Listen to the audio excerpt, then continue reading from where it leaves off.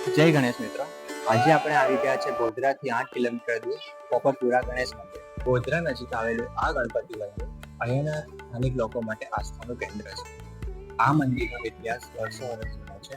એવું માનવામાં આવે છે કે આ મંદિરની સ્થાપના અને મૂર્તિની પ્રતિષ્ઠા ખૂબ જ ભક્તિભાવથી કરવામાં આવી હતી. આ મંદિર ગોધરા શહેરના પોપટપુરા વિસ્તારમાં આવેલું હોવાથી તેને પોપટપુરા ગણેશ મંદિરના નામથી પણ ઓળખવામાં આવે છે.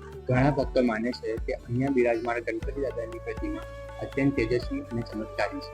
આ મંદિરનો સાથ એટલો છે કે અહીંયાના સ્થાનિક લોકો કોઈ પણ શુભ કામની શરૂઆત આ મંદિરથી કરતા હોય છે.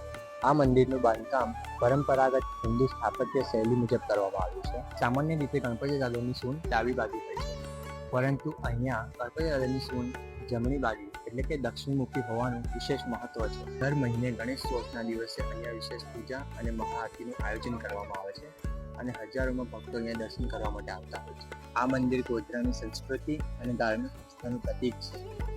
તો મિત્રો, હું છું દેવ ચૌધરી અને આવા જ નવા વિડીયો જોવા માટે ફોલો કરો એક્સપ્લોર વિથ અસ.